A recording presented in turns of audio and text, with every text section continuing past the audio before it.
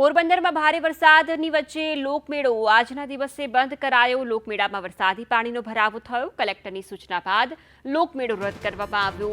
અતિ ભારે વરસાદને કારણે પોરબંદરનો આ લોકમેળો જે આજના દિવસે બંધ કરવામાં આવ્યો છે। સવારના સમયે વરસાદે ધમાલ કરતા પોરબંદરના લોકમેળામાં પાણી ભરાઈ જવા પામ્યા હતા, જેથી કરીને જિલ્લા કલેક્ટરે લોકમેળો રદ કરવાની સૂચના આપી।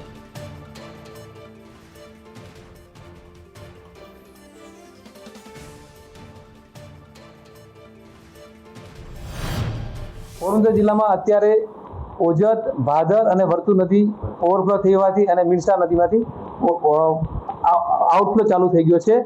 નીચેવાસના વિસ્તારમાં વસતા તમામ ગામોના લોકોને અમે સાવચેત રહેવા અને નદી કાંઠામાં વિસ્તારમાં ન જવા અપીલ કરી છે। સાથે સાથે તલાટી અને સરપંચની ટીમો પણ જે તે ગામોમાં કાર્યરત છે।